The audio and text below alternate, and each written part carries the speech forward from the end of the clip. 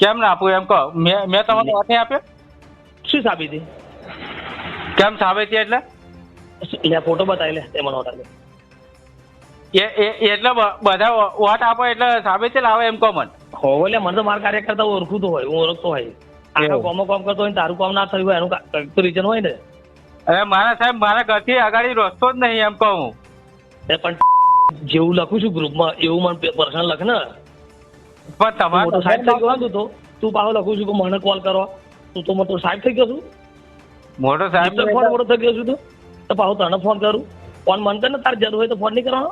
ગ્રુપમાં સાઈન લખો તાર સોનમાંની એ લખું જ ને ચમ નહીં તાર કોમ જોવે છે પાછું હોશિયાર આખા ગામ ચોકટ પહોંચ્યા તો મારો શું પાછું? અમે વોટ આલ્યા. જા કશું નહીં થાય જા, હારું વાંધો કશું નહીં. નહીં થાય જા, જે થાય કરી લેજે.